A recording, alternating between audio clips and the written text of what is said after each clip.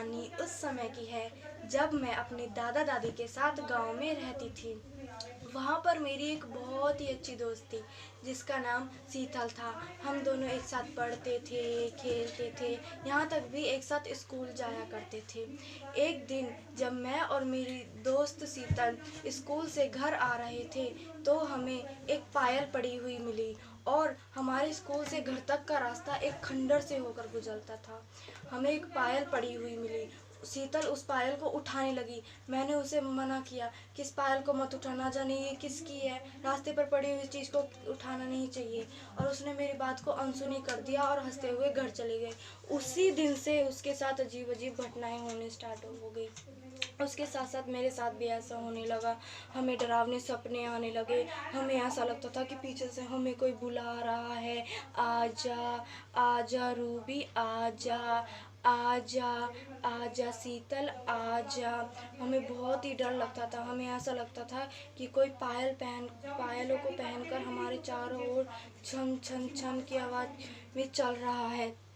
हमें बहुत डर लगता था। ऐसा हमारे साथ लगातार होने लगा। हम बिल्कुल गुमसाम चुपचाप रहते थे। एक दिन हमारे दादा दादी ने हमसे पूछा कि बेटा तुम इतने गुमसाम और चुप चुप क्यों रहते हो। तो हमने उनको अब इस सारी घटना के बारे में उन्हें बता दिया। तो तुरंत गांव के बाहर एक तांत्रिक के पास हमें लेकर गए। उस तांत्रिक ने हमसे पूछा, बोलो बेटा क्या हुआ।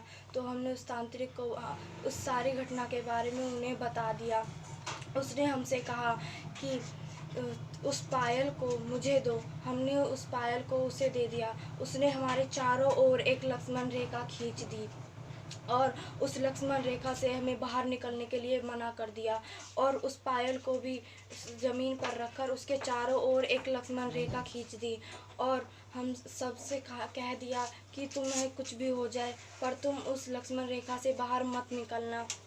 और वो कोई मंत्र पढ़ने लगा और अचानक हम देखते हैं कि धीरे धीरे दीवार पर हमें एक औरत की परछाई बढ़ती हुई दिखाई देती है। वो उस औरत की परछाई से बात करने लगता है। उस औरत की परछाई से बात करने लगता है। हम बहुत डर जाते हैं। हम लोगों को हमारा फिर उस तांत्रिक ने उस औरत की परछाई से कहा, तुम इन लड़कियों के पीछे क्यों पड़ी हो। उस औरत की परछाई ने कहा, इन लोगों ने मेरी पायल चुरा ली है। फिर वो तांत्रिक उससे कहता है कि अगर मैं तुम्हें उस पायल को वापस दे दूँ तो क्या तुम इन लोगों का पीछा छोड़ दोगी।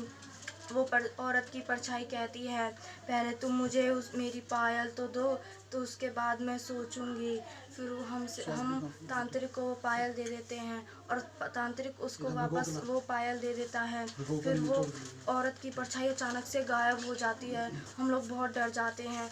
सच कहूँ तो वो एक औरत की परछाई नहीं बल्कि एक भटकती हुई आत्मा थी। धन्यवाद।